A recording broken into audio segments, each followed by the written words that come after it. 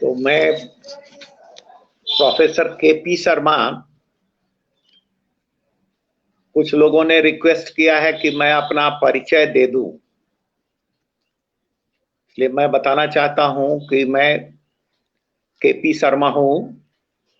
मैं विनोबा भावे विश्वविद्यालय, जो झारखंड में है, हजारीबाग में अवस्थित है, मैं उस विश्वविद्यालय में राजनीति विज्ञान का university professor, head of department तथा डीन ऑफ सोशल साइंस था।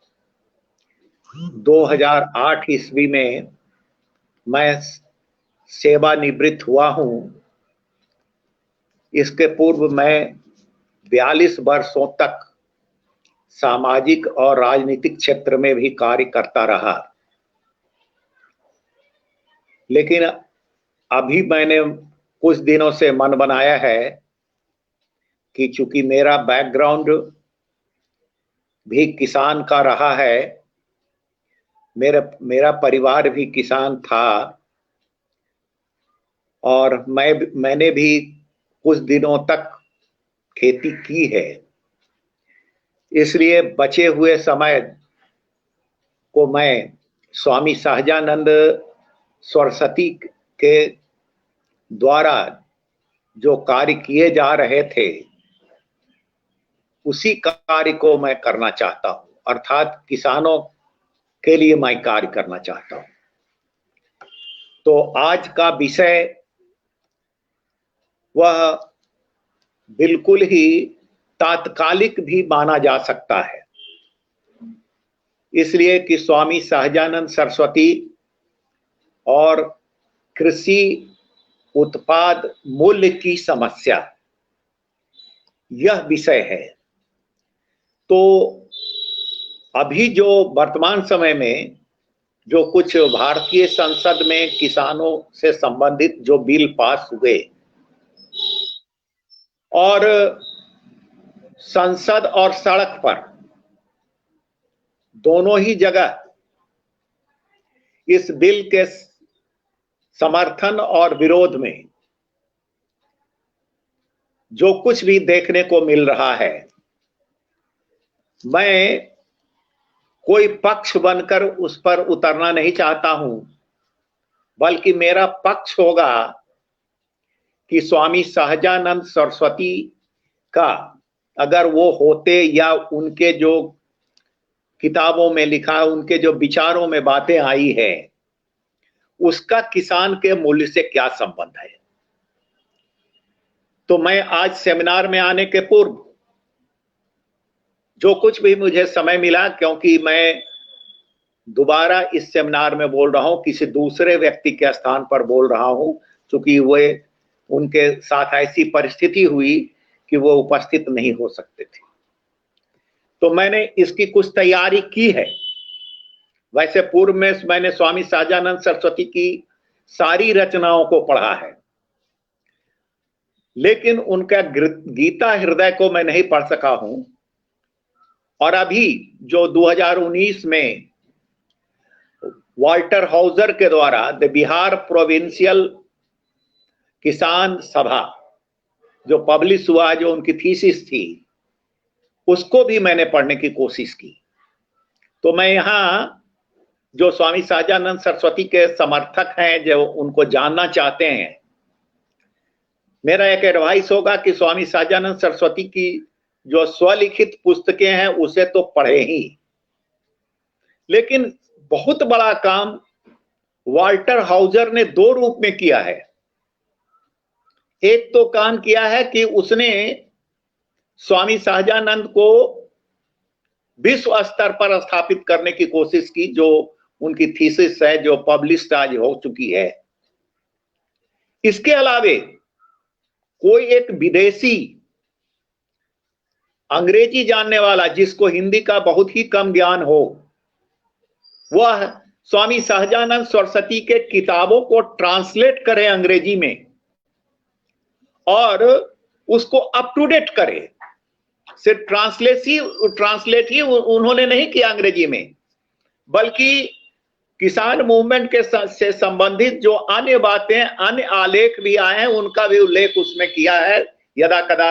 उनके लिखने का तरीका, जो ट्रांसलेशन का तरीका है, वो बहुत ही सुंदर है। उसमें हिंदी पोर्शन को भी एक अलग भाग में दे दिया, जो उसने ट्रांसलेट किया वो भी दिया, और इस बीच में इंग्लिश में उसने जो अपनी बातें भी जो लिखनी थी उन्होंने लिखा है। तो उन 3 किताबों को भी मैंने पढ़ा है, जो बहुत अच्छी किताबें हैं। इसलिए मेरा एडवाइस होगा कि स्वामी सहजानंद सरस्वती की ओरिजिनल रचनाएं तो पढ़ी ही जाएं, लेकिन वाल्टर हाउजर की जो स्वामी जी की जो ट्रांसलेशन है बुक, जो उसने 92-93 से प्रारंभ किया था, तो वो भी अगर पढ़ा जाए तो हम आज के परिस्थिति में स्वामी सहजानंद को ज्यादा अच्छी प्रकार से हम समझ सकते हैं। आज जब हम इस वेबिनार में, इस फेसबुक लाइव में जब मैं आ रहा था, तो लगा कि परिस्थिति अब स्वामी सहजानंद के अलावे भी कुछ पढ़ने को कह रही है, क्योंकि बहुत कुछ बातें संवैधानिक भी उठाई गई हैं, जो अभी लेजिस्लेशन पार्लियामेंट में आया है। तो बीइंग ए पॉलिटिकल साइंटिस्ट, हम राजनीति विज्ञान के प्रोफेसर होने के कारण मैंने इंडियन कॉन्स्टिट्यूशन की किताब पढ़ी, जो MP सिंह की किताब है, बहुत ही अच्छी किताब है, उसको भी मैंने पढ़ी। मैंने माइग्रेशन पर, जो इमिग्रेशन, जो इंटरनल माइग्रेशन जो इंडिया के अंतर्गत होता है, वो भी मैंने पढ़ा। इसके बाद रूरल जो स्थिति है, जो बहुत सारे प्रॉब्लम्स है, रूरल प्रॉब्लम्स, उसको भी मैंने इस बीच में काफी पढ़ने की कोशिश की है। तो आज हम कुछ उन सारे जो मैंने बातें पढ़ी हैं, या मैंने एक डॉक्टर मंगला राय का भी एक इसी वेबिनार में एक उनका भी आया है, उसको भी मैंने सुना और मैंने उससे बहुत कुछ सीखा भी। और डॉक्टर दलीप जी, जो स्वामी जी के आर्थिक पहलू पर उन्होंने रिसर्च किया, PhD किया, आज आप दिल्ली में हैं और काफी अच्छे विद्वान व्यक्ति हैं, उनकी किताबों को भी, उनकी किताब को भी मैंने पढ़ा है। तो आज मैं वास्तव में किसान के बारे में, मैं उन पहलुओं को मैं विशेष रूप से जोड़ दूंगा, उन पहलुओं पर जो कि आज किसान के सामने आज एक विकट समस्या है कि वह अपनी स्थिति में सुधार कैसे लाए। अब सवाल उठता है कि एक प्रोवर्ब रहा है, एक हम लोग कहावत सुनते रहे हैं कि किसान कर्ज में जन्म लेता है और कर्ज में मरता है। ये बात मैंने गुलामी के पीरियड में भी, उस समय भी किताबों में मैंने पढ़ा था, और आज भी मैं ये बात पढ़ रहा हूं कि किसान कर्ज के कारण आत्महत्या कर रहा है, और वो जो है इस प्रकार की स्थिति में आज भी बना हुआ है। तो सवाल उठता है कि स्वामी जी ने क्या ये माना था कि किसान की समस्या सिर्फ जमींदार हैं, सिर्फ एक जमींदार से मुक्ति मिल जाएगी तो किसानों की समस्या का निराकरण हो जाएगा? नहीं, जमींदार समाप्त हो गए, लेकिन किसानों की समस्याएं बरकरार हैं, बनी हुई हैं। तो सवाल उठता है कि जब जमींदारी भी समाप्त हो गया तो फिर किसानों की स्थिति में सुधार क्यों नहीं हुआ? तो आज जिस विषय को लेकर हम चले हैं कि किसानों के उत्पाद की मूल्य की समस्या, तो किसानों की स्थिति को खराब करने में, या आज भी उनकी स्थिति अगर खराब बनी हुई है, तो one of the important factor, एक जो महत्वपूर्ण कारण है, उसमें यह है कि किसानों के फसल के उत्पाद का उचित मूल्य मतलब जितना उसका पारिश्रमिक के आधार पर निर्धारण होना चाहिए मूल्य, वो मूल्य उसको नहीं मिलता है। तो आज किसानों की एक बहुत बड़ी समस्या है कि उनको उचित मूल्य कैसे मिले और उचित मूल्य उनका है क्या, उसका निर्धारण का तरीका क्या होगा। ये सारी बातें हम आज अगर इस वेबिनार में डिस्कस करते हैं तो हम देखेंगे कि वास्तव में किसानों को आज कौन ट्रबल दे रहा है। जब जमींदार नहीं है तो ट्रबल आखिर कौन दे रहा है किसान को। तो हम पाते हैं कि किसान को ट्रबल आज सबसे ज्यादा अगर किसी से मिल रहा है तो मार्केटिंग एजेंसी से मिल रहा है। मार्केटिंग एजेंसीज जो है आज वास्तव में जैसे किसान एक शोषक, किसान का शोषक जमींदार था, तो आज जमींदार के स्थान पर किसान का शोषक आज मार्केटिंग एजेंसीज बन गया है। तो बेमतलब बात तो नहीं हो सकता, सिर्फ कहने से ये नहीं हो सकता है कि हम कह दें और इसको कोई मान ले। यह वैज्ञानिक युग है या किसी के कहने से कोई बात मानी जाए, ऐसा नहीं है। वो हमारे कहने के पीछे कौन से तत्व हैं, वैज्ञानिक तत्व हैं। तो एक गणित का एक तत्व है जिसको कि मूल विज्ञान के रूप में आप देख सकते हैं, उसको आप सोशल साइंस भी मान सकते हैं, उसको आप विज्ञान भी मान सकते हैं। तो इस रूप में अगर हम देखते हैं तो डिफरेंट मार्केटिंग एजेंसीज बनी देश में। नाम उसका हुआ कि हम किसानों की भलाई के लिए ये मार्केटिंग एजेंसी बना रहे हैं, लेकिन हम बाद में डिटेल में उसको देखेंगे तो हम आपको बताएंगे। लेकिन हम उसको मोटे रूप में बताना चाहते हैं कि उपभोक्ता के पास, जैसे हम कोई सामान बाजार में खरीदते हैं अपने उपयोग के लिए तो हम उपभोक्ता माने जाते हैं। तो उपभोक्ता जो कीमत अदा करता है उस कीमत का कितना प्रतिशत किसान को मिलता है। आपको सुनकर आश्चर्य होगा कि उत्पादन करने वाले किसान को उस अंतिम उत्पादक मूल्य जो है, उपभोक्ता मूल्य जो है, उसका 40% ही मिलता है। मतलब डिवीजन है 40-60 का। आप सोचिए, जो कुछ नहीं करता है। स्वामी जी ने कहा था कि किसान बैल से ज्यादा मेहनत करता है, एक जानवर से भी ज्यादा मेहनत करता है, और उस मेहनत का प्रतिफल है अनाज का उपज होना। जो उपजाता है वो 40%, और जो मार्केट में ले जाकर बेचता है, दलाली करता है, कमीशन खोरी करता है और उपभोक्ता तक जाते जाते वह 60 रुपया कमा जाता है, 60 रुपया उसका हो जाता है। बचाइए, ये तो जिम्मेदार से भी बड़ा शोषक अगर कोई है तो ये मार्केटिंग एजेंसी है जो किसानों के शरीर पर रोआ नहीं उगने दे रहा है। अब सवाल उठता है कि हम किस रूप में देखें। सभी सरकारें जितनी आई हिंदुस्तान में, सभी किसानों का दुखड़ा रोई कि हम किसान की भलाई के लिए काम करेंगे और हम जो कानून बना रहे हैं उससे किसान की स्थिति बिल्कुल ही बदल जाएगी। आजादी के 70 वर्षों से अधिक बीत चुके हैं, लेकिन किसानों की स्थिति यथावत है, उनकी स्थिति में कोई विशेष परिवर्तन नहीं हुआ। तो क्या हो रहा है? नाटक आपको समझना पड़ेगा कि किसानों के साथ राजनीतिज्ञ लोग, हम सभी लोग नाटक कर उन्हें ठगने का काम आज तक कर रहे हैं और अभी भी हो रहा है।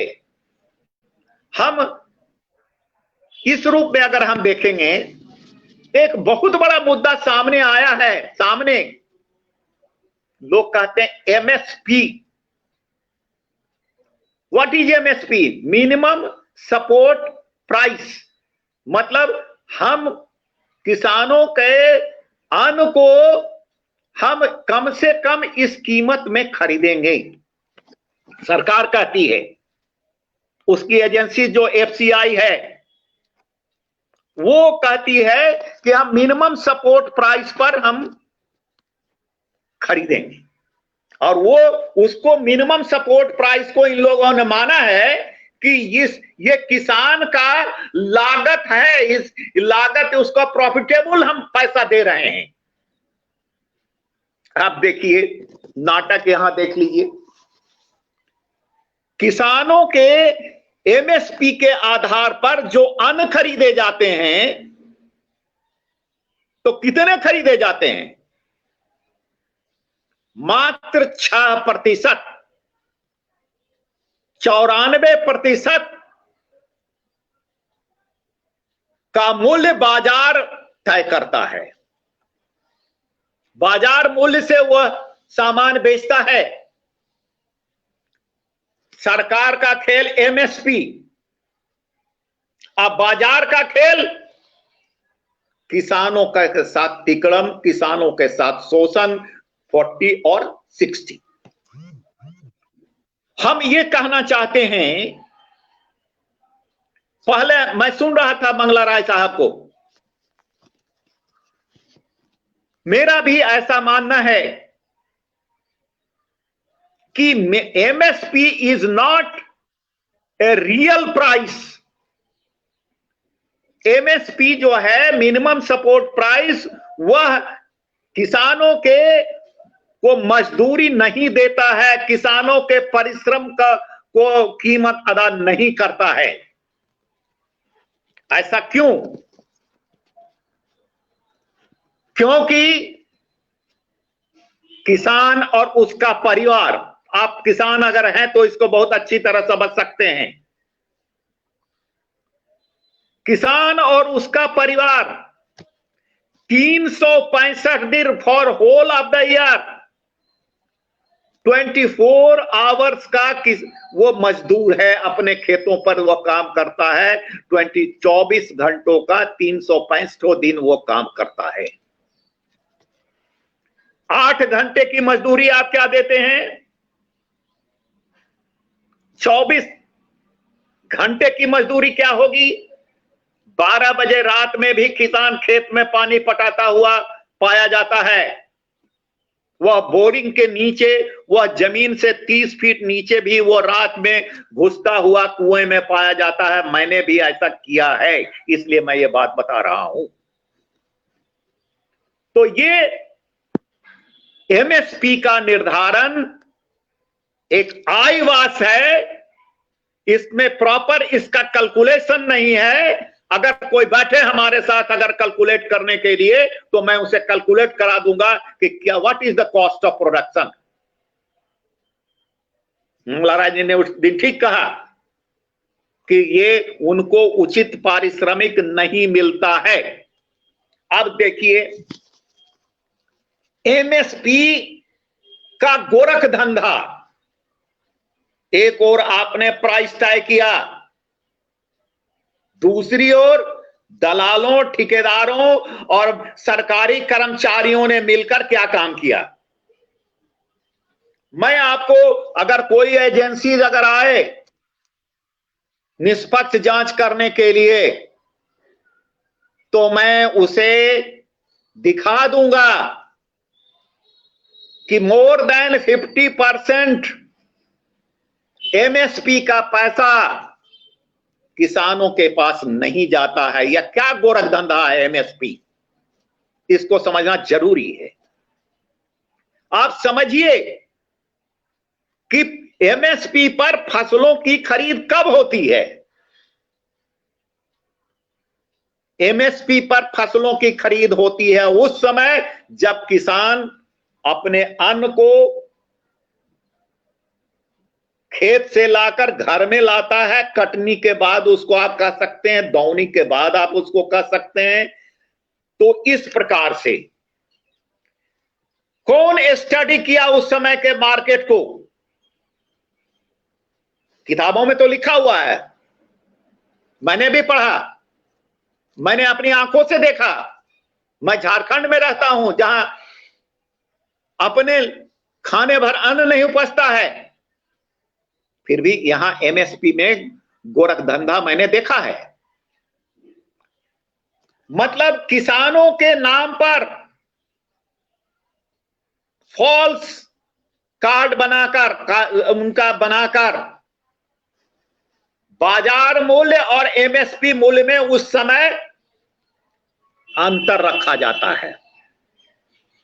बाजार मूल्य में जो सामान कम पैसा में मिलता है और एमएसपी का दाम ज्यादा होता है। अगर 20 रुपए किलो अगर आप एमएसपी दे रहे हैं, तो अब बाजार में वह 14 रुपए मिल रहा है, 12 रुपए मिल रहा है। ये जो दलाल हैं, ठेकेदार हैं, जो ब्यूरोक्रेट्स हैं, वो लोग क्या काम करते हैं? बाजार से 14 रुपए धान खरीदकर, गेहूं खरीदकर, जो भी एमएसपी प्राइस हो उस प्राइस में फिर वो जाकर सरकार के एफसीआई गोदाम में पहुंचा देते हैं।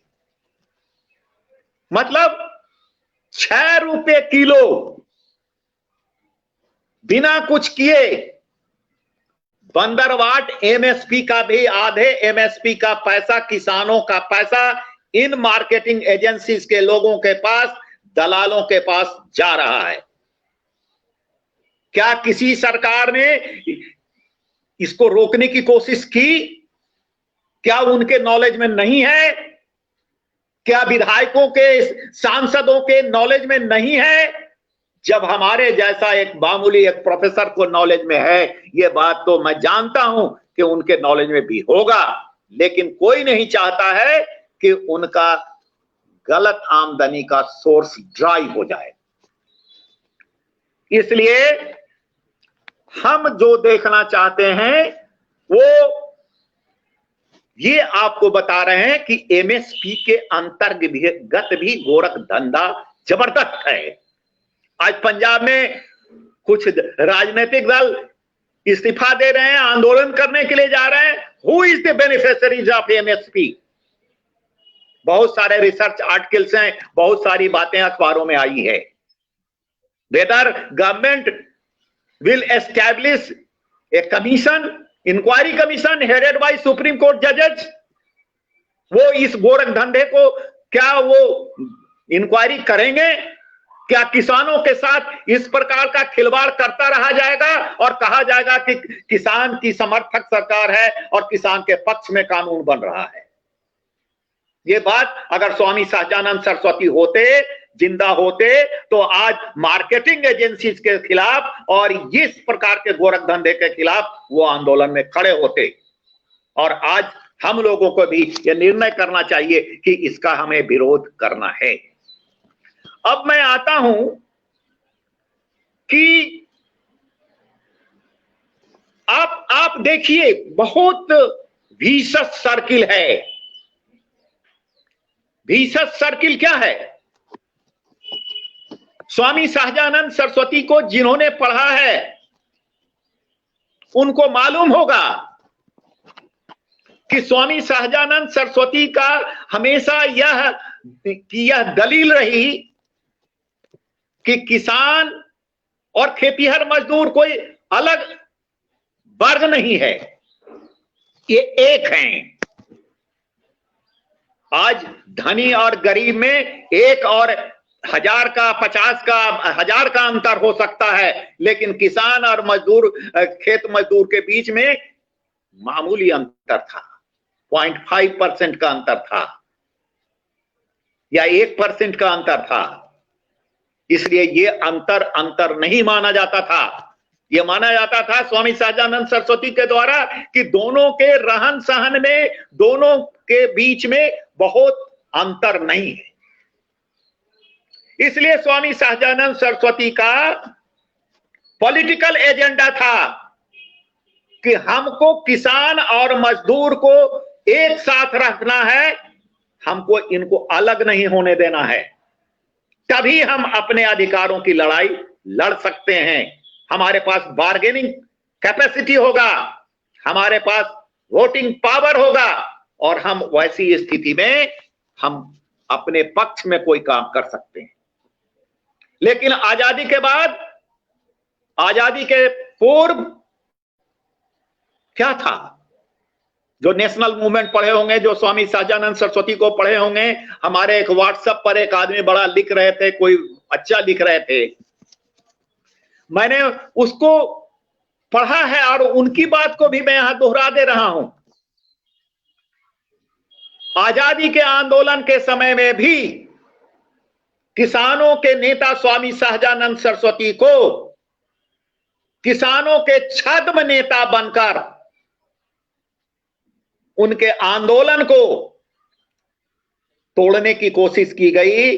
उनको जो है किसानों के बीच में वैसे वैसे लोगों को पैदा किया गया जो किसानों के कभी पक्षधर रहे ही नहीं। इतिहास भी गवाह है, मैं नाम नहीं लेना चाहता। अब आप देखिए आजादी के बाद कितना बड़ा षड्यंत्र हुआ है। अब आप इस चीज को समझना हमको जरूरी है। वो इस प्रकार से हम इसको देख सकते हैं कि किसान लेस एक्सपोज था मैटेरियलिस्टिक वर्ल्ड से। मैटेरियलिस्टिक वर्ल्ड से उसको कोई विशेष ताल्लुक नहीं था। उनकी सारी आवश्यकताएं, उनके मजदूरों की आवश्यकताएं, अधिकतर आवश्यकताएं गांव में ही पूर्ति हो जाता था।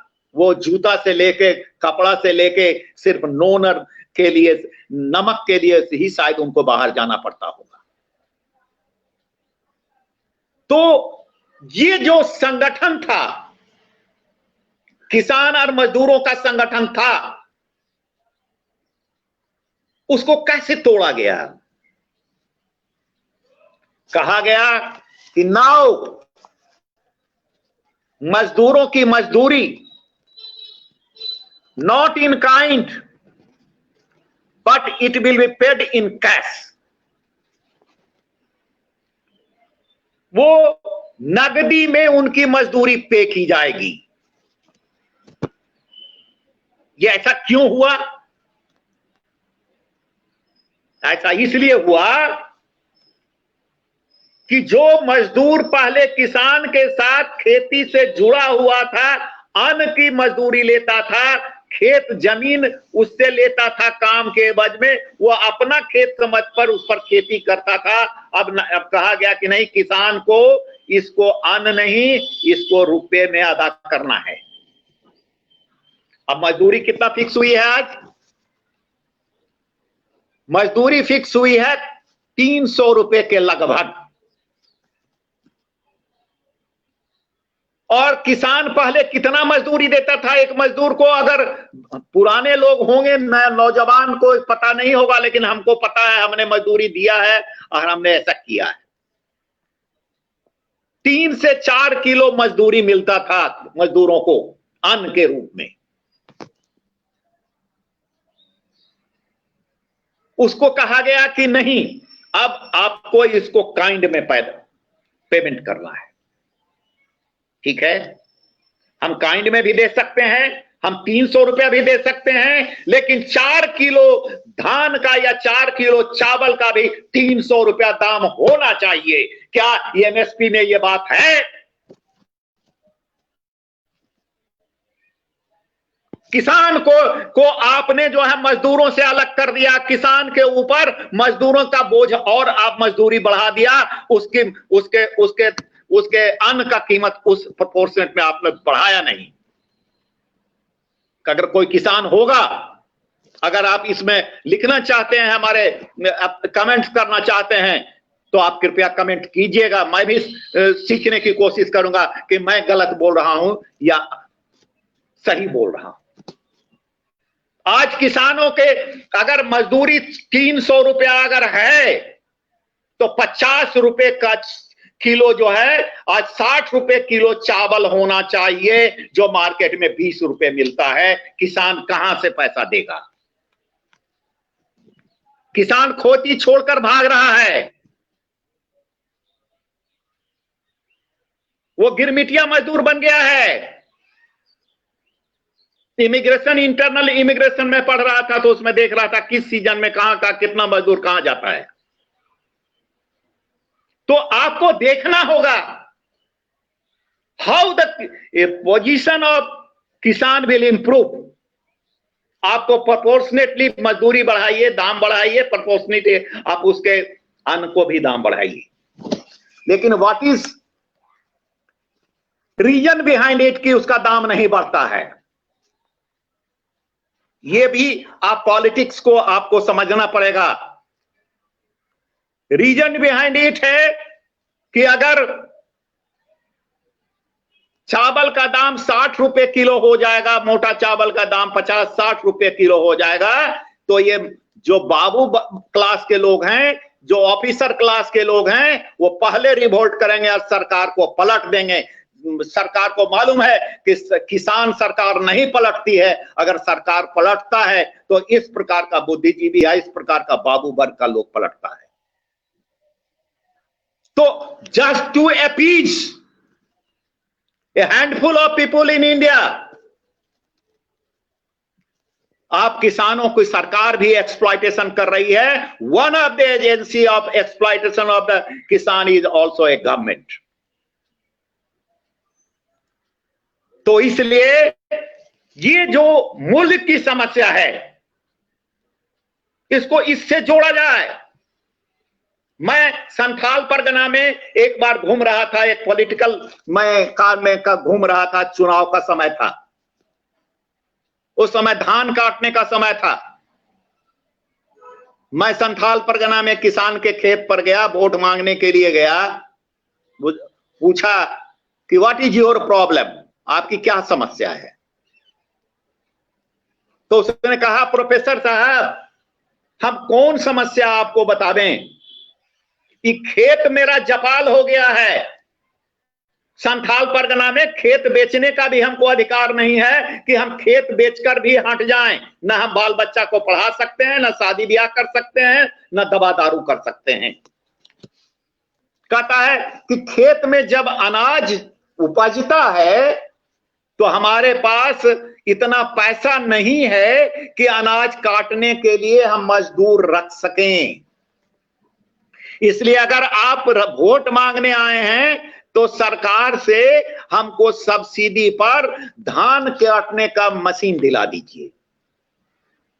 अब सोचिए किसान क्या बोल रहा है। दूसरी बात उसने कहा कि हमारे स्थिति तो यही है कि अगर हम किसी प्रकार से काट कूट कर घर भी ले गए, हम अनाज ले गए, और जब बेचने जाते हैं तो जो साहूकार है वो पैसा 3 महीना 6 महीना में हमारे फसल का अदा करता है। सोचिए कि हमारी क्या स्थिति है, हमारा खर्च कैसे चलता होगा। तो हम जब किसान के मूल्य की समस्या के बारे में हम यहां बोलने के लिए आए हैं, तो हम ये देखना पड़ेगा कि ऐसा क्यों हो रहा है, ऐसा कैसे बंद हो सकता है। हम तो इस पर सोचेंगे हाउ टू स्टॉप इट। तो हम स्वामी जी की ओर गए कि what solution Swami ji has suggested, कौन सा सॉल्यूशन उन्होंने सजेस्ट किया है इस प्रॉब्लम को सॉल्व करने का। तो हमको मिल गया किताब में, स्वामी जी का किताब में कहा कि किसान की समस्या जो है ऐसे नहीं सुलझेगी। किसान को शक्ति का केंद्र बनना पड़ेगा, पावर अपने हाथ में लेना पड़ेगा, पॉलिसी अपने बनाना पड़ेगा, अपने पक्ष में इंप्लीमेंटेशन वह देखेगा। तो आज जितना आप संसद से सड़क तक आप देख रहे हैं बात, ये सब आईवास है। अगर किसान की तकदीर और तदबीर बदलनी है, अगर उसकी आर्थिक स्थिति सुधारनी है, तो किसान को चेतना पड़ेगा और उसे जो है भारत की सत्ता को अपने हाथ में लेना पड़ेगा, तभी उसकी स्थिति सुधरेगी, अन्यथा उसकी स्थिति सुधरने वाली नहीं है। तो अब ये हम देखते हैं कि ये शक्ति का केंद्र बनाने की बात है और आज विभिन्न मुद्दों पर किसानों की बांटने की बात है। इसीलिए गांधी जी का, ये सहजानंद जी का यह हमेशा विचार रहा कि हमारी कलेक्टिव बार्गेनिंग की पावर को हमको बनाना है और जब तक वो नहीं होगा किसानों की समस्या नहीं सुधरने वाली है। अब है कि हम किसानों की एक, किसी के लाइफ में एक लाइफ सपोर्ट सिस्टम होता है, तो किसानों के लाइफ में भी एक लाइफ सपोर्ट सिस्टम था, जिस लाइफ सपोर्ट सिस्टम को, किसानों के लाइफ सपोर्ट सिस्टम को तोड़ दिया गया। खासकर झारखंड में जनजातियों का life support system forest based life support system था। Forest produce, forest minor minerals, उसका लाइफ सपोर्ट सिस्टम था। तो आदिवासियों को forest based life support system समाप्त कर दिया गया। अब उनके पास आय के स्रोत घटा दिए गए, तो आदिवासियों की स्थिति बदतर हो गई। आज किसानों की भी स्थिति बदतर हो गई, अन्य किसानों के भी, किसके लाइफ सपोर्ट सिस्टम को खत्म कर दिया गया। उसके लाइफ सपोर्ट सिस्टम के अंतर्गत क्या था? कुटीर उद्योग थे, दस्तकारी था, ये सब चीजें थी जो कुछ न कुछ उसके लाइफ को सपोर्ट करता था। वो सारी सिस्टम समाप्त हो गई है। तो ओनली किसानी पर रह करके कोई व्यक्ति अपनी स्थिति में सुधार नहीं कर सकता है।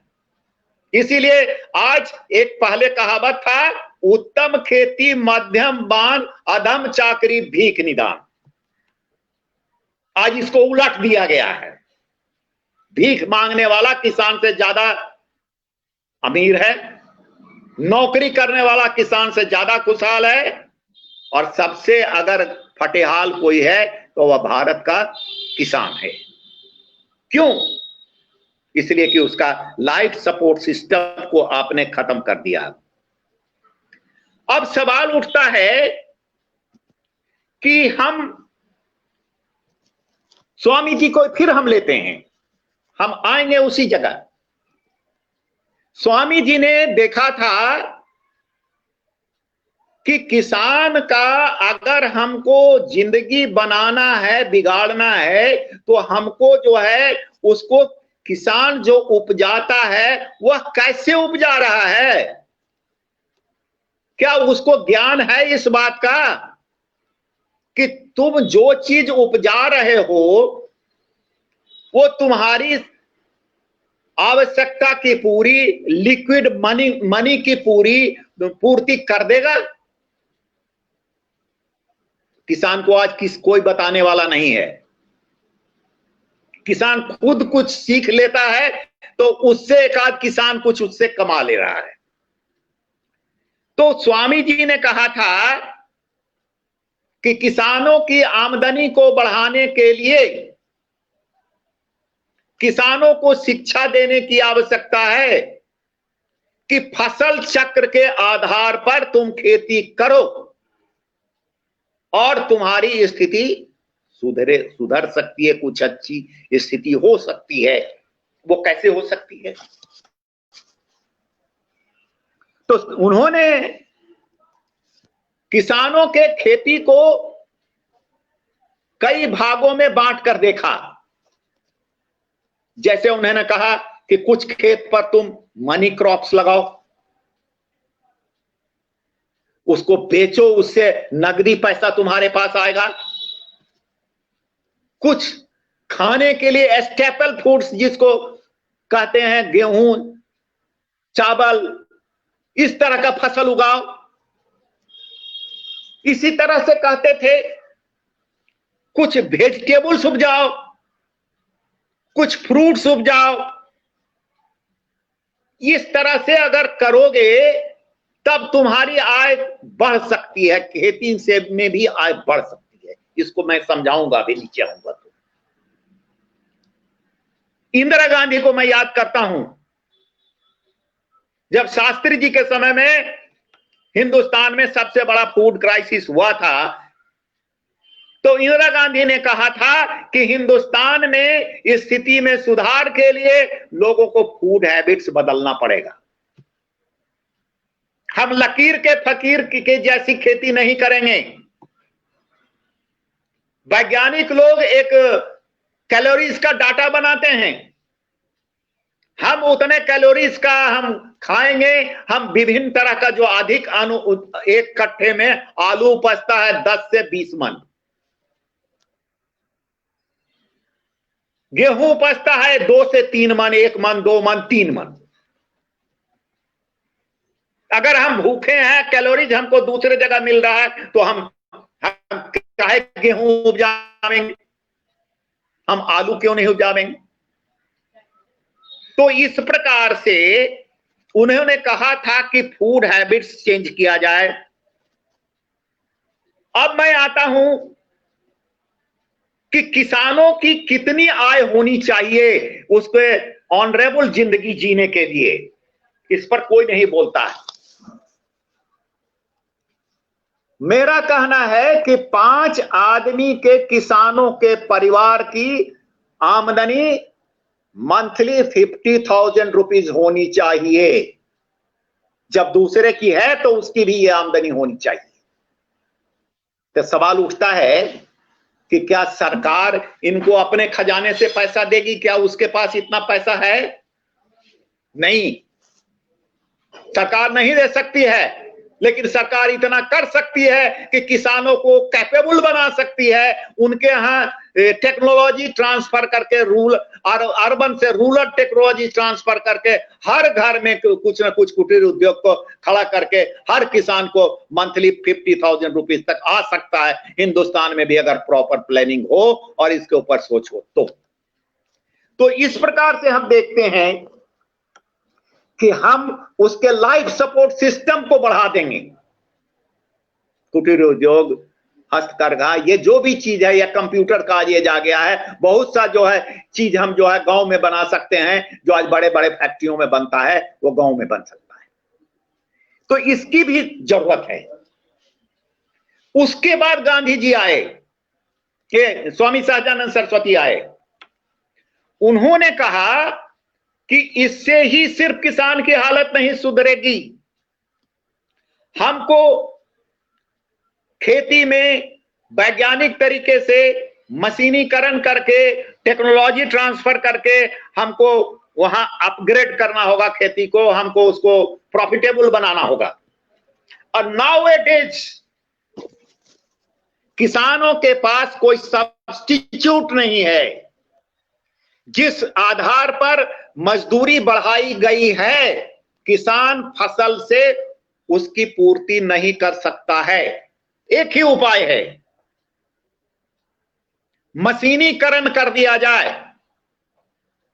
श्रम के स्थान पर मशीन अगर करेगा, खेती करेगा, तो मजदूर उसमें कम लगेगा और मजदूरी बचत होगी। आज देखिए बड़े बड़े सड़कें जो बन रही हैं,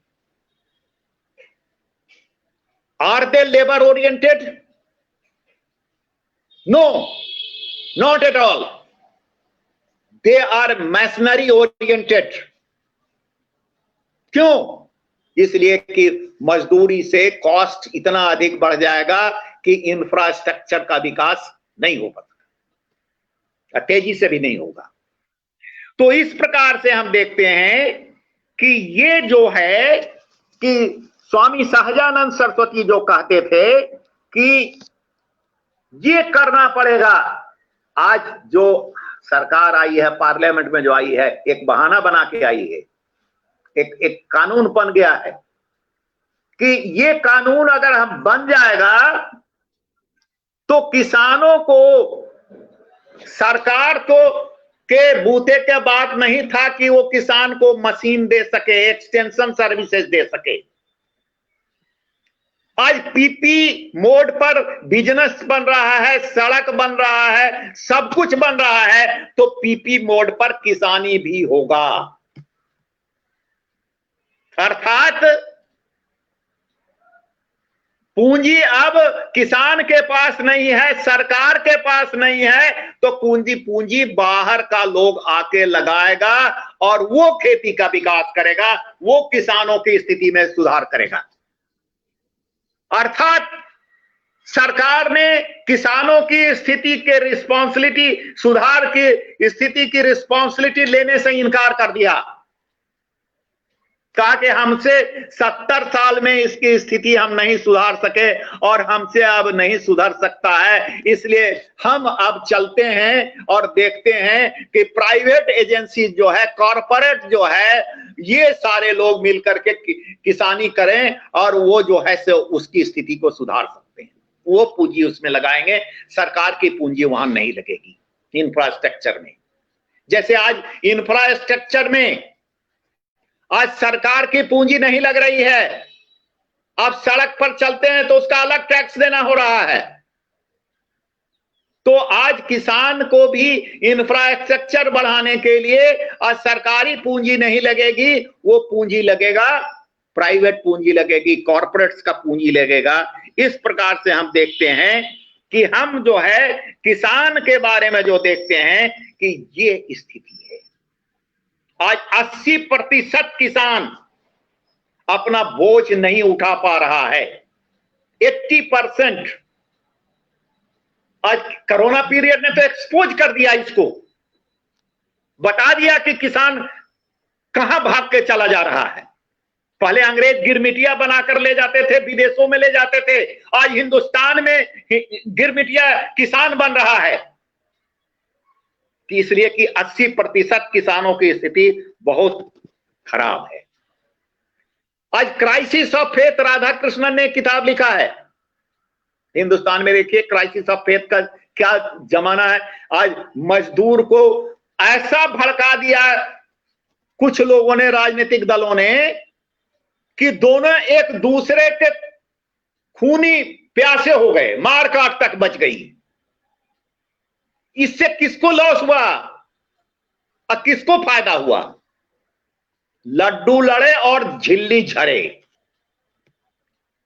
यही कहावत है। किसानों से मजदूरों को अलग करा दिया, दोनों एक दूसरे के खून के प्यासे बना दिए गए। साम्यवादियों ने भी इनको नहीं, किसानों से अलग कर दिया।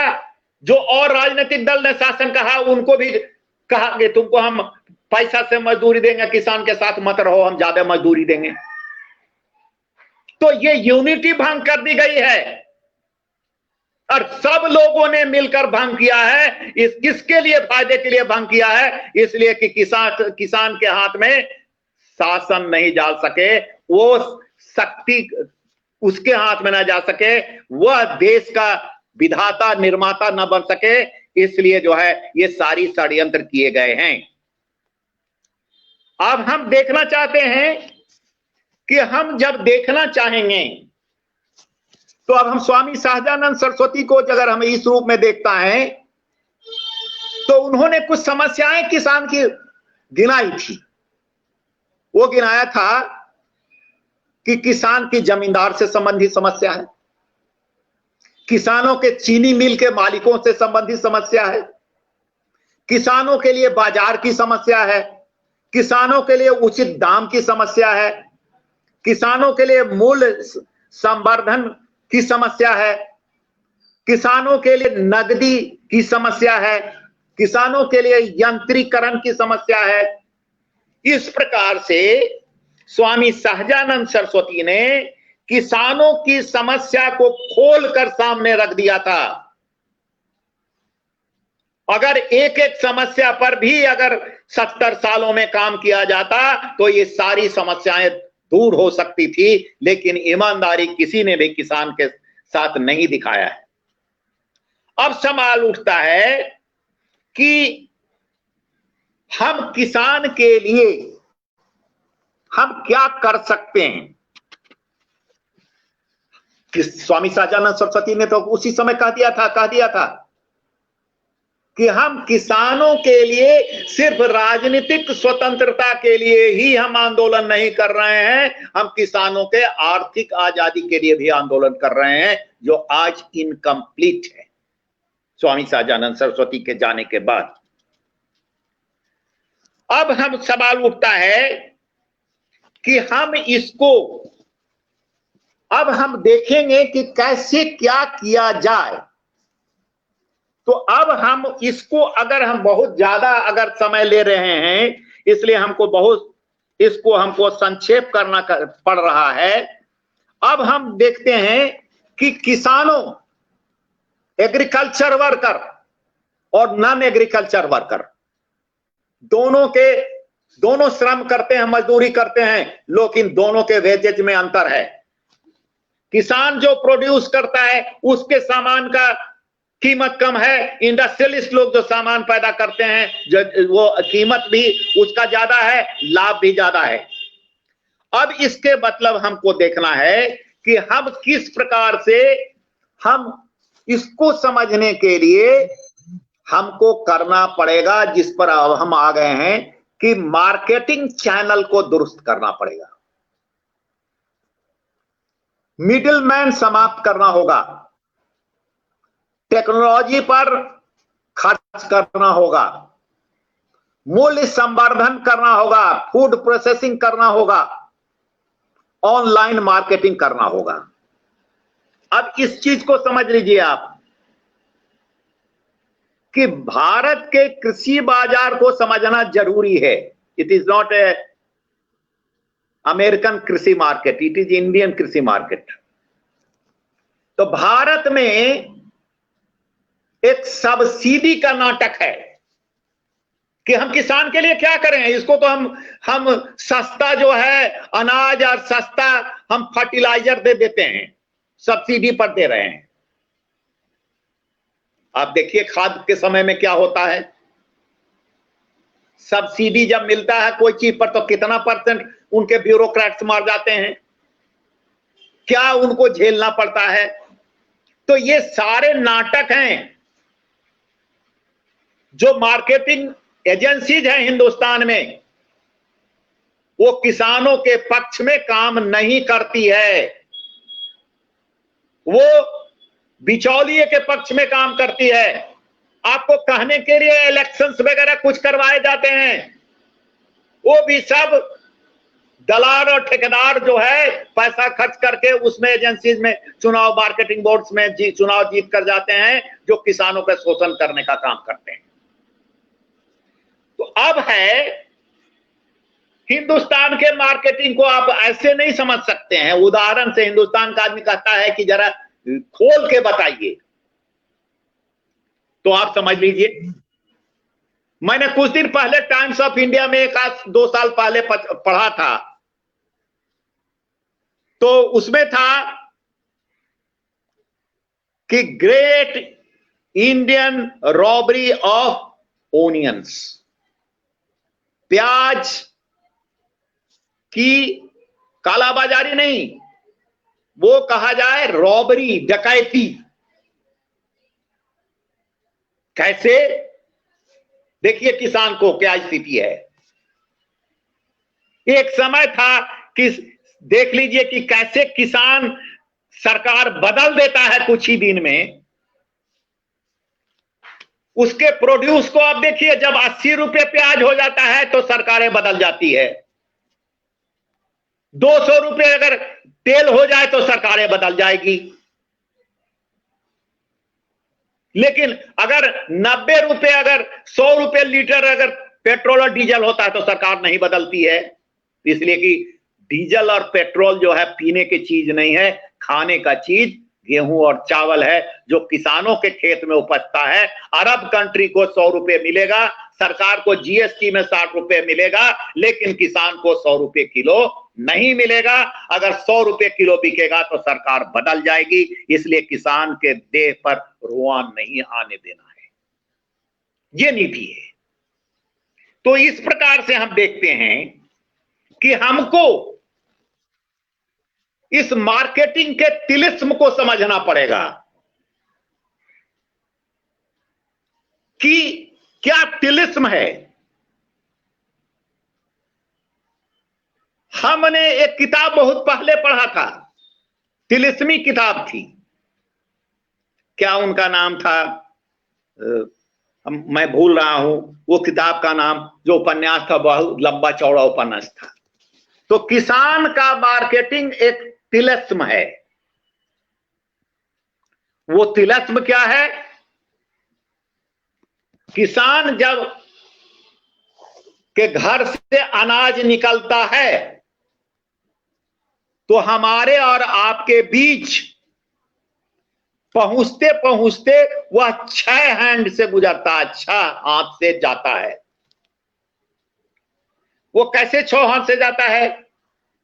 लोकल ट्रेडर पहले होता है, कमीशन एजेंट होता है, होलसेलर होता है, कृषि उत्पादन समिति होती है, फिर रिटेलर होता है, फिर उपभोक्ता होता है।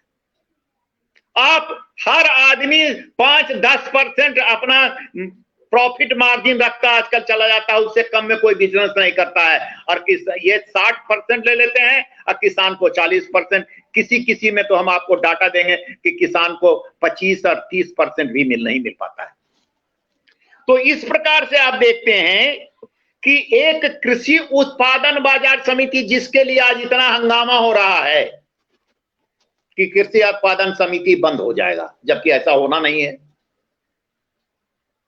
कृषि उत्पादन समिति भ्रष्टाचार का बहुत बड़ा अड्डा बना हुआ है। किसान लाइन लगाने से लेके, कर अदा करने से लेके, खुशामद करने से लेके, उसके गल्ला से 100 आम में 5 आम जबरदस्ती निकालने से लेकर के सब काम वहां हो रहा है। किसान के मान मर्यादा की वहां कोई रक्षा नहीं हो रही है।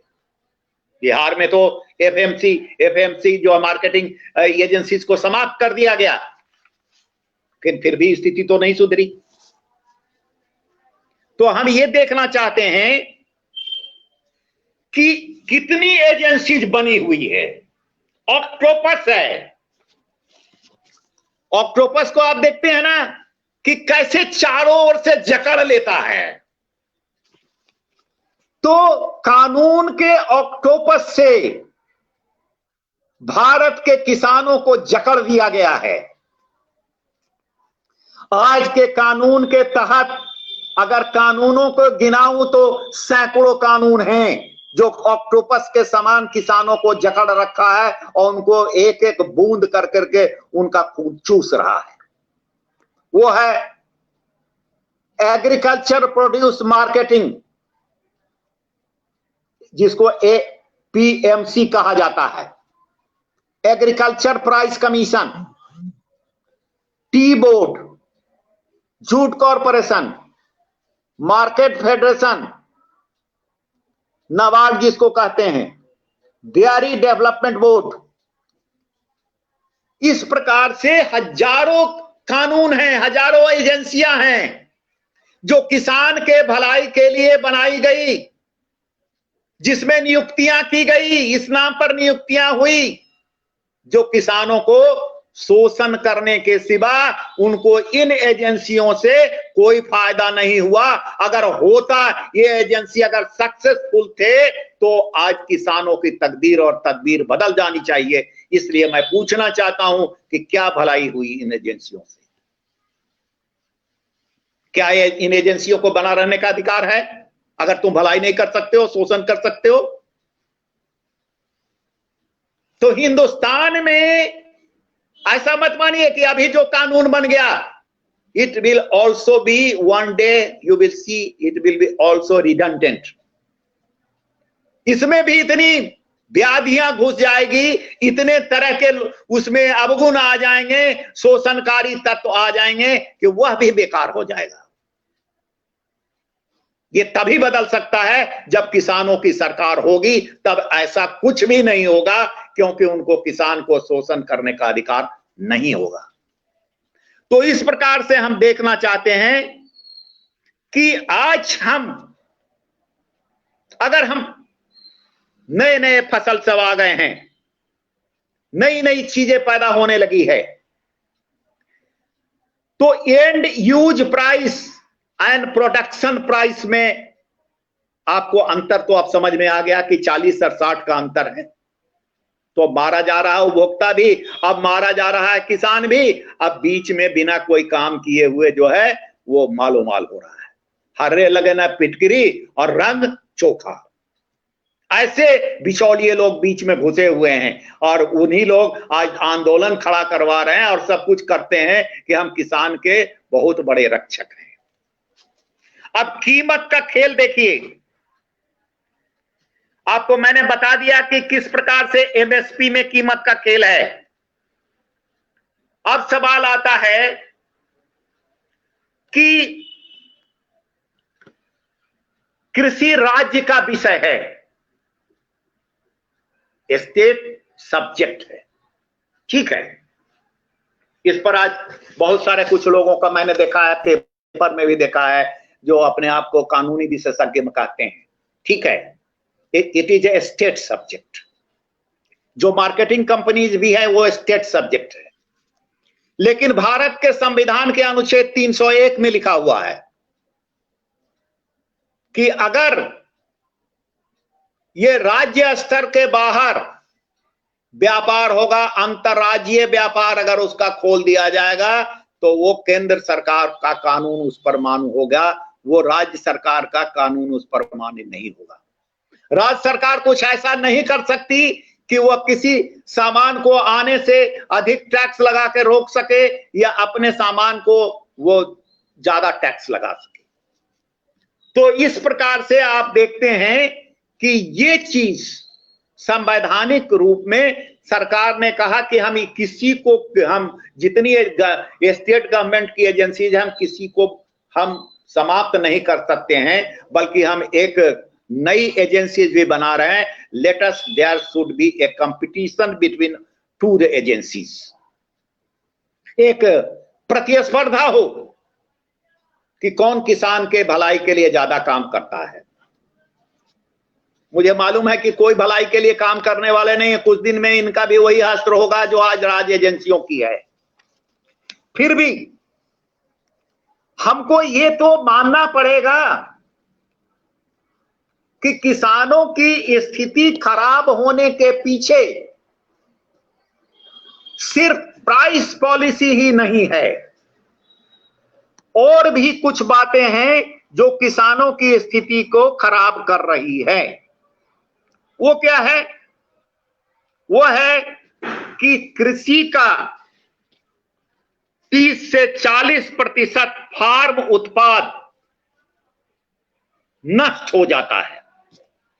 हम उपजाए 100 किलो और 30 किलो रख रखाव के अभाव में 30 से 40 किलो सड़ गया। अब बताइए कि उसका कॉस्ट क्या होता अगर वो सड़ता नहीं तो? अब कितने लोगों को और खिलाया जा सकता था उससे?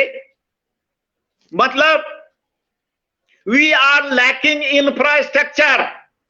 आप सुनिए भारत सरकार का जरा नाटक सुन लीजिए। एफसीआई का गोदाम किस चीज में बना? भारत सरकार के पैसे से बना है क्या? नहीं। जो अकाल हुआ था, मिलो और लाल गेहूं खाते थे, जिसको PL 480 में जो है हमको मुफ्त में जो है भुखमरी के आधार पर हमको कटोरा में भीख दिया था अमेरिका ने, तो वो मनी में वो लिया था पैसा कि डॉलर तुम्हारे पास नहीं है तो हमको रुपया दे दो। तो इंडियन करेंसी रखा हुआ था भारत के बैंकों में, जिसका अमेरिका ने क्या क्या यूज किया वो तो बाद की बात है, लेकिन एक यूज हुआ कि PL 480 के पैसे से FCI के गोडाउन्स भी बने हैं। इवन इंडिया के गवर्नमेंट के पास इतना पैसा नहीं था कि आज भी नहीं है कि इस प्रकार की वो अनाजों के संरक्षण और रक्षण की व्यवस्था कर सके। तो आप समझ सकते हैं कि कितनी हमदर्दी किसान के प्रति है, कितनी हमदर्दी है कि हिंदुस्तान में अन्न जो है ठीक से उपजे और सारे लोगों तक पहुंचे। अब हम एक बताते हैं कि आपको अगर आज देखिएगा तो आप कहिएगा कि क्या होना चाहिए वास्तव में। तो आपको अगर हम इसमें बताएंगे तो आपको हमको बताना पड़ेगा कि आज 74% से अधिक खेत पर स्टेपल फूड्स पैदा होता है। स्टेपल फूड मतलब धान, गेहूं, चना, मसूर, ये पैदा होता है। उसका पर हेक्टर कितना, पर हेक्टर कितना आमदनी है आपको पता है? 41,100 कुछ रुपया। और 19% खेत पर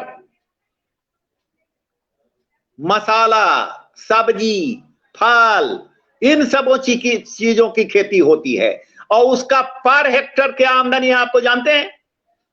1,41,967 रुपया।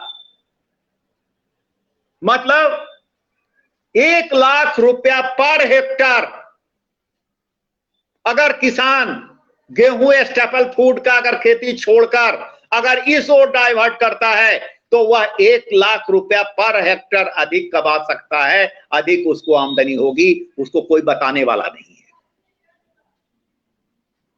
तो इस प्रकार से आप देखेंगे तो आप पाएंगे कश्मीर जो हम अपना स्टेट है हमारा, वहां जानते हैं वहां के लोग नींबू अगर उपजाता है तो कितना % में उसको बेचना पड़ता है, कितना % बिचौलिया खा जाते हैं?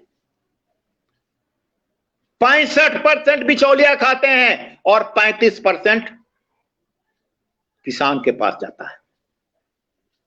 अब सोचिए कि कैसे स्थिति सुधरेगी। जो आजकल हम रोज फैशन हो गया है कि कोको कोला नहीं पिएंगे तो अच्छी बात है। रामदेव बाबा ने कहा कि कोकोनट पियो, नारियल का जूस पियो। हम लोग पीने भी लगे हैं, अच्छी चीज भी है, हेल्थ के लिए भी अच्छा है। लेकिन आपको जानते हैं कि कोकोनट आपके पास पहुंचते पहुंचते 6 चैनल में आता है और 10% मार्जिन आप रखिए सबका है, तो किसान को क्या मिलता होगा? आप 6 चैनल को आप उसको माइनस करके चलिए। आज हिंदुस्तान में मार्जिनल फार्मर्स की आज सबसे ज्यादा संख्या है। और मार्जिनल फार्मर्स का सर्वाइवल कैसे हो रहा है? कहां कौन करता है खेती में? वो गेहूं और चावल नहीं उपजाता है। बिहार शरीफ के नजदीक कुछ गांव है, आसानगर, सोहसराय, अगर आपने देखा होगा तो वहां का किसान का कहना था कि हमारे खेत में तो बिस्तौरी पुरता ही नहीं है, 20 दिन का भी खेत खाली नहीं रखता है। तो क्या उपजाते हैं वो लोग? वेजिटेबल्स, हॉर्टिकल्चर वेजिटेबल्स, ये 2 चीज उपजाते हैं। और ये जो छोटा सा खेत है वो लेबर इंटेंसिव है, पूरा परिवार उसमें लगा रहता है और वह उसका भरण पोषण कर रहा है। तो this is a technique of खेती जो आप देख सकते हैं, जो किसानों की स्थिति सुधार सकता है। हम उस चीज को भी दे सकते हैं। अब आप देखिए, आपने बहुत नाम सुना होगा, हम लोग के गांव के, हम लोग के यहां का बहुत आदमी जूट मिल में कलकत्ता में काम करता था। जूट मिल, जूट आप समझ सकते हैं कि खेती का प्रोड्यूस भी इंडस्ट्री कहा जाएगा, जिसका पहला श्रेय जाता है जूट को, दूसरा श्रेय जाता है कॉटन को। आप समझ सकते हैं कि जूट और कॉटन की स्थिति आज क्या है। जो इंडस्ट्रीज था हिंदुस्तान में, जिस पर कलकत्ता को नाज था इस इंडस्ट्री पर, वो आज मरनासन है। क्यों? न तो इसका मॉडर्नाइजेशन हुआ, न नए तरीके से जूट का उपयोग हुआ। आज उसको जूट कॉरपोरेशंस बना हुआ है कि हम किसानों की भलाई के लिए हम काम करेंगे, और वह 15 से 20% ही खरीद करता है, इससे ज्यादा खरीद नहीं करता है।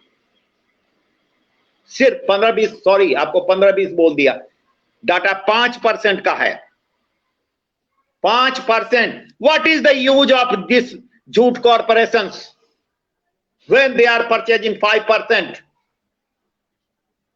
उनके ऊपर कितना व्यय है?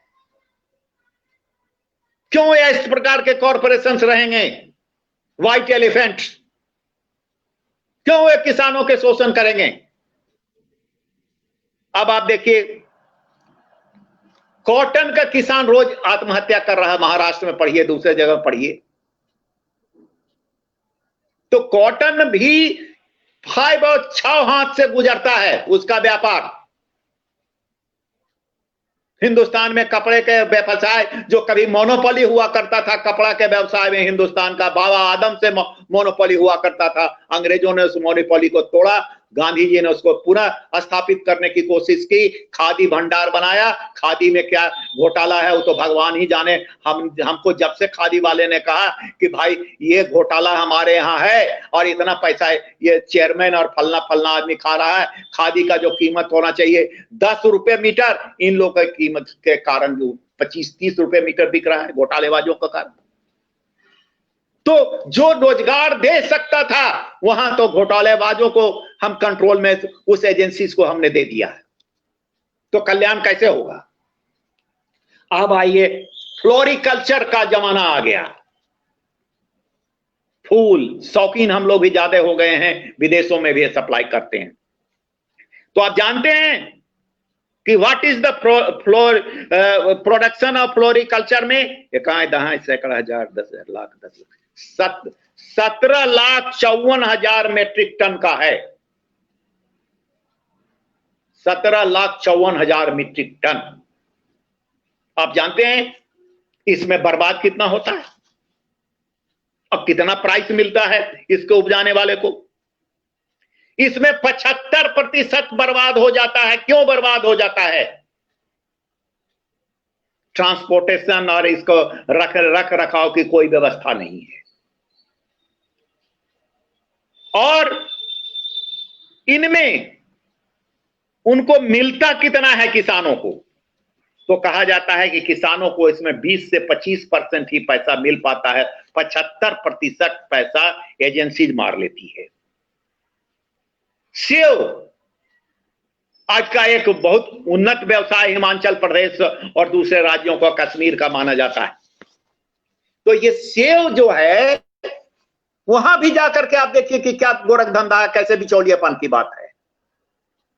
तो ये तो कुछ फसलें थी जिसको हमने आपके सामने रखा कि क्या दुर्दशा है हिंदुस्तान में किसानों का। अब मैं आता हूं सो कॉल्ड कॉन्ट्रैक्ट फार्मिंग, जिसके ऊपर आज इतना हो रहा है। देखने में तो लगता है कि यह ऐतिहासिक रूप में गलत है, क्योंकि स्वामी सहजानंद सरस्वती भी ने भी नीलह खेती का विरोध किया था। लेकिन स्वामी सहजानंद सरस्वती ने नीलह खेती के विरोध किया, उसका फार्मिंग का विरोध किया। लेकिन स्वामी सहजानंद सरस्वती ने दूसरी ओर ऊख की खेती का विरोध नहीं किया,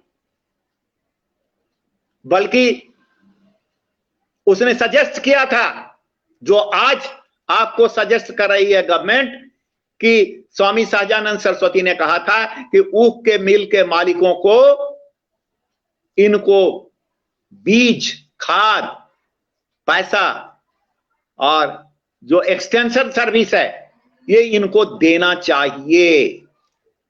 तो ये एक्सटेंशन सर्विस की मांग स्वामी जी ने उस समय किया था, 1930, 32, 35 के समय में मांग किया था। मतलब स्वामी जी जानते थे कि जिन मशीनों का, जिन खाद का, जिस चीज का की आवश्यकता है फसल बढ़ाने के लिए, वो किसान खरीद ही नहीं सकता है, और उसके बूते के बाहर की बात है, सरकार दे नहीं सकती है। तो ये मिल के लोगों का कहना चाहिए कि ठीक है, हम फसल ज्यादा होगा हमको, हम उसमें काटेंगे। तो ये स्वामी जी ने उस समय भी कहा था। तो आज कॉन्ट्रैक्ट फार्मिंग का प्रचलन इस कानून के आने के पहले से हिंदुस्तान में है, कोई नई बात नहीं है। चाय है, ये आप ये सब देख रहे हैं, सब चीज है, ये सब चीज कहां से आ गया? और आज एमएसपी के बाद भी जहां आज आंदोलन हो रहा है, कॉन्ट्रैक्ट फार्मिंग का जनक हिंदुस्तान में, आधुनिक हिंदुस्तान में कौन राज्य जनक है? वो पंजाब है। पंजाब कॉन्ट्रैक्ट फार्मिंग का जनक है। पंजाब में ही आंदोलन हो रहा है। क्यों हो रहा है? कौन करवा रहा है? यह स्पष्ट है, कौन करवा रहा है।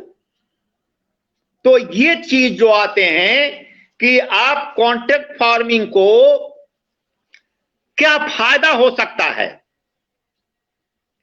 तो पहली बात जो सस्पिशन है कि it is historically proved that contract farming is harming for a किसान। तो इतिहास भूत का इतिहास है, वर्तमान का इतिहास नहीं है। वर्तमान की आजाद भारत का इतिहास है। वो अंग्रेजों का इतिहास था, हम गुलामी के लॉ से गवर्न होते थे। अगर नया कानून आता है, हम जानते हैं कि ये कानून भी कुछ दिन में भ्रष्ट हो जाएगा, लेकिन जब तक किसानों की सरकार नहीं बन जाती है केंद्र में, अगर टेम्पररी रिलीफ भी मिलता है तो हम टेम्पररी रिलीफ ले सकते हैं। ये कंपलसरी नहीं है, किसी के लिए बाध्यता नहीं है कि आप इस रिलीफ को लीजिए ही। तो अब सवाल है कि हमारे हिंदुस्तान में किस किस चीज की कमी है जो सरकार इनको सुपुर्द करना चाहती है। तो सुपुर्द करना चाहती है सरकार समय पर, और क्वालिटी बीज उपलब्ध नहीं करा पाती है, फर्टिलाइजर उपलब्ध नहीं करा पाती है, किसानों को ट्रेनिंग नहीं दे पाती है, किसानों को एक्सटेंशन सर्विस नहीं देती है। तो इस प्रकार से इंश्योरेंस नहीं देती है, ट्रांसपोर्टिंग नहीं देती है, गारंटेड सारे फसलों का प्राइस नहीं है। इस प्रकार से हम चाहते हैं कि जैसे कोल्ड स्टोरेज नहीं है और एयर कंडीशन गाड़ियां नहीं है खेतों पर से सामान को, पेरिसेबल गुड्स को ले जाने के लिए, उनके रखने के लिए कोई व्यवस्था नहीं है, शेड्स नहीं है, एफसीआई के जैसा गोडाउन नहीं है। तो ये सारी चीजें अगर सरकार ये सोच के चल रही है कि हमको ये पीपीपी मोड से मिल जाएगा, किसान और कॉन्ट्रैक्ट फार्मर के बीच में समझौता से ये चीज मिल जाएगा, अगर ऐसा मिल जाता है तो नो हार्म। लेकिन इसके बीच में झगड़ा होगा, तो सरकार ने कहा, अभी तो पूरा एक्ट सामने आया नहीं कि मैं पढ़ करके बताऊं, लेकिन एक एक्ट जो मैंने सुना, कहा कि ये झगड़ा जो है एसडीओ के लेवल से ही तय कर दिया जाएगा, ये कोर्ट के न्यायालय के जुडिक्शन के बाहर होगा।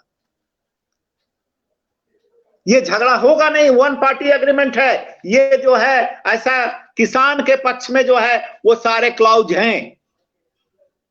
तो ये चीज हम देखते हैं कि ये सारे चीजें हैं। अब हमारे सामने कुछ उदाहरण भी हैं सफलता के कॉन्ट्रैक्ट फार्मिंग के।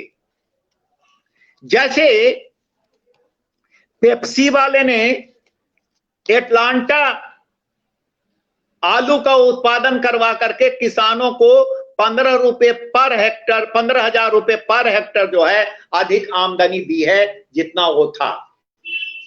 अब ये सवाल उठता है कि हम जो है कि किस प्रकार से हम ये किसानों की स्थिति को सुधार सकते हैं। इसका उदाहरण है एक आपका अमूल मिल्क या सुधा मिल्क या और जो इस प्रकार के डेयरी का मिल्क, जो उसके अंतर्गत हम ये पाते हैं कि दूध का दाम ओपन मार्केट में 1,717 रुपये पर टन है, लेकिन सुधा वाले या अमूल वाले उनको 5,886 रुपये पर टन अदा करते हैं, अर्थात 3,651 रुपये पर टन का फायदा किसानों को दूध में हो रहा है। तो ये विजिबल है, ये सामने है। अब बहुत सारी बातें हैं इसके अंतर्गत, जैसे छोटे छोटे किसान कैसे करेगा कॉन्ट्रैक्ट फार्मिंग में, तो वो आपस में सेल्फ हेल्प ग्रुप के जैसा कुछ बना करके, कुछ कोऑपरेटिव बना करके इस प्रकार से वो कर सकते हैं। तो इस प्रकार से हम देखते हैं कि और ऑर्गेनाइज रिटेल से भी फायदा हुआ है, ई मार्केटिंग से भी फायदा हुआ है, राइडो मार्केटिंग से भी फायदा हुआ है। ये सारे उदाहरण हैं।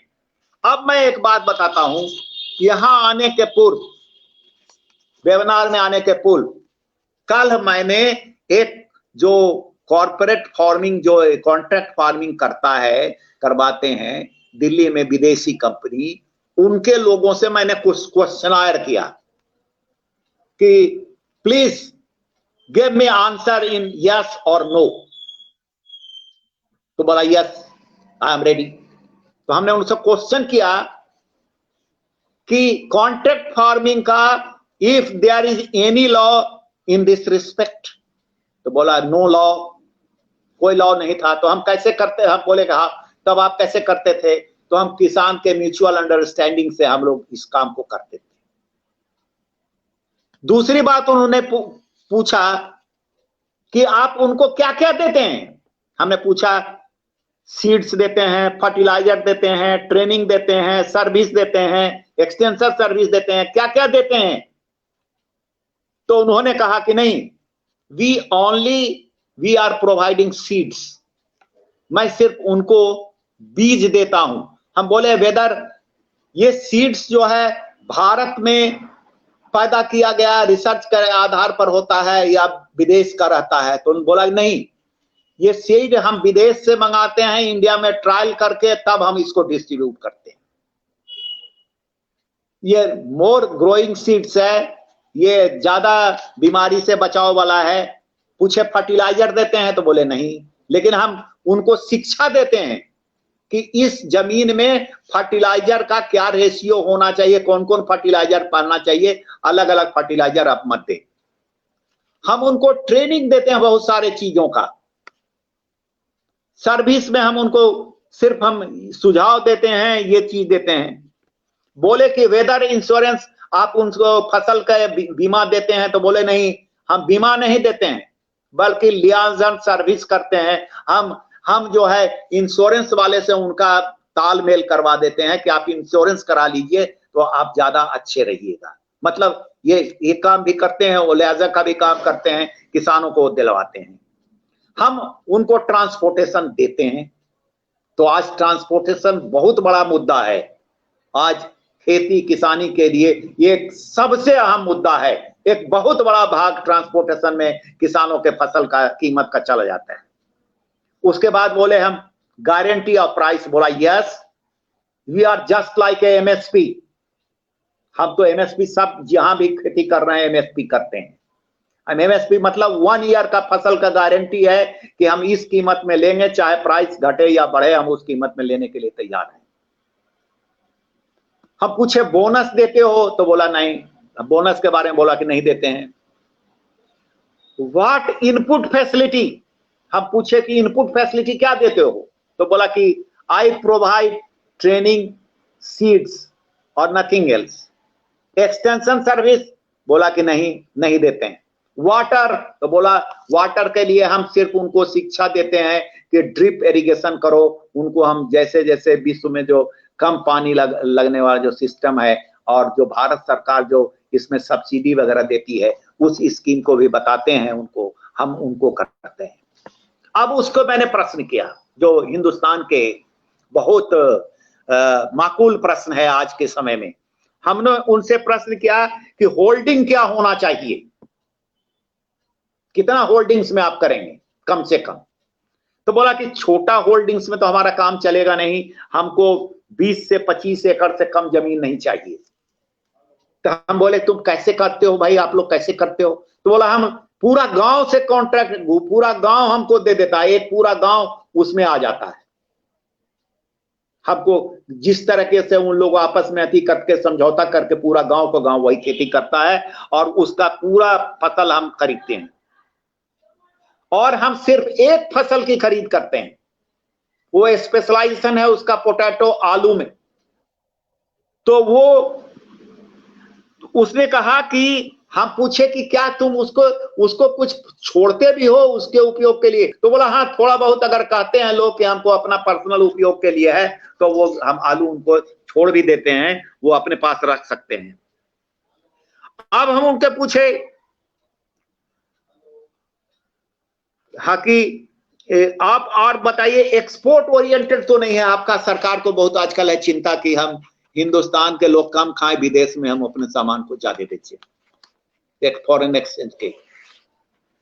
हम बोले क्या करते हो भाई तुम, तो बोला कि नहीं हम ये आलू हिंदुस्तान में ही वैल्यू एडिशन करके हम इसको अपने तरीके से प्रोसेस करके बना के हिंदुस्तान के मार्केट में बेचते हैं, 5% हम विदेशों में हम इसको बेचते हैं। तो इस प्रकार से बहुत सारी बातों को हमने छोड़ते हुए, हमने आपका समय ज्यादा ले लिया है, हम ये बताना चाहते हैं कि ये ठीक है आज कॉन्ट्रैक्ट फार्मिंग के लिए बहुत जोर शोर से प्रचार हो रहा है और इसमें लाभ भी नजर आ रहा है, इसलिए कि सरकार ने हैंड्स ऑफ कर दिया है कि we are unable to provide any extension service, any cold storage, any kind of facilities to किसान्स।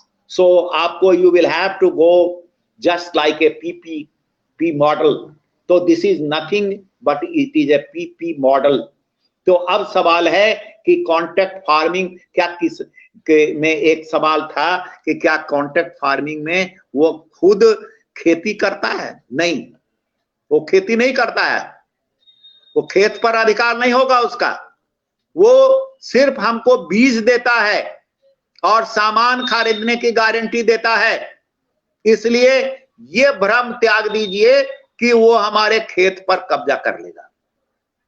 कर्जा भी नहीं दे रहा है, कुछ कंपनियां देती होंगी तो नहीं कर सकते हैं, लेकिन उस कंपनी ने कहा कि नहीं हम इस सब पचड़ा में नहीं पड़ना चाहते हैं, हम सिर्फ जो है सीधा सीधी हम फसल खरीदने की बात करते हैं, ट्रांसपोर्टेशन बचाते हैं, उसको हम बिचौलिया से बचाते हैं, उसको मॉडर्न सिस्टम ऑफ जो ये है खेती का वो ट्रेनिंग हम उसको बताते हैं, सारी चीजें हम उसको बताते हैं, लेकिन हम सिर्फ बीज के सिवा उसको कुछ नहीं देते हैं।